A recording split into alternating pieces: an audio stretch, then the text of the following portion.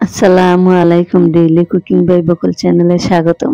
আজকে আপনাদের সাথে একটি দারুণ টেস্টি রেসিপি শেয়ার করব।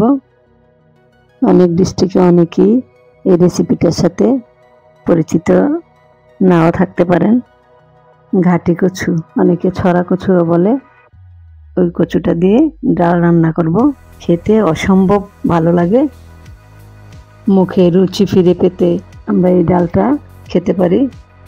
আর কচুতে তো প্রচুর পুষ্টিগুণ রয়েছে। আমি এখানে হাফ কেজি ঘাটি কচু বা ছড়া কচু নিয়েছি। প্যানে কিছু পানি দিয়ে কচুগুলা সিদ্ধ করব। আর একটা প্যানে পানিতে সিদ্ধ করার জন্য কাঁচা তেঁতুল নিয়েছি। সিদ্ধ করে ঠান্ডা করে তেঁতুলে কাঠ বের করে নিব। ডালটা রান্না করতে প্রয়োজন হবে, তাই তেঁতুলে কাঠ বের করে নিব। ঘাটি কচুটা সিদ্ধ হয়ে গেছে। ঠান্ডা করে ছিলে আমি এভাবে গ্লাসের পিছনের ছাড়টা দিয়ে মেশ করে নিচ্ছি।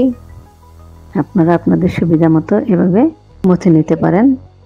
সিদ্ধ করার পর আলুর মতো নরম হয়ে যাবে, তখন এভাবে মেশ করে নিব।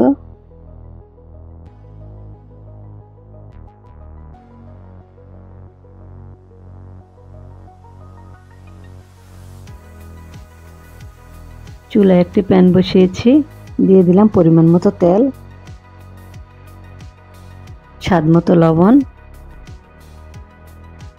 সামান্য হলুদের গুঁড়া,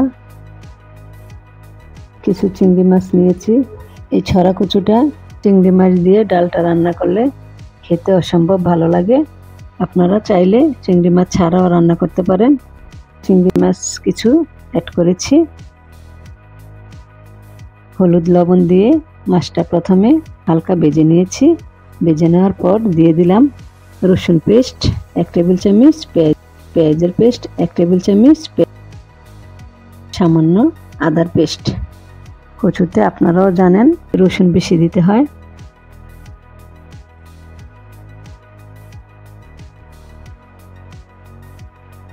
মশলার সাথে ভালোভাবে মাছটা কষিয়ে নিয়েছি। এই পর্যায়ে দিয়ে দিলাম পরিমাণ মতো মরিচের গুঁড়া। সামান্য পানি দিয়ে ভালোভাবে মাছটা সেদ্ধ করে নিব।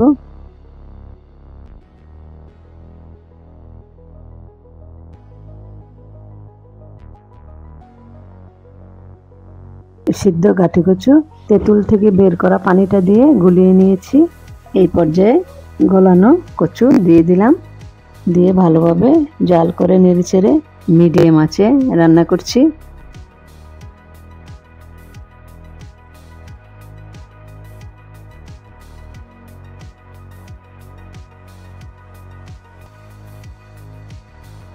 এই পর্যায়ে দিয়ে দিলাম কয়েকটা কাঁচামরিচের ফালি।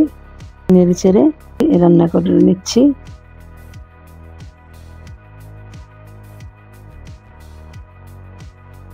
রান্না প্রায় শেষ পর্যায়ে দিয়ে দিলাম কিছু ধনেপাতা কুচি।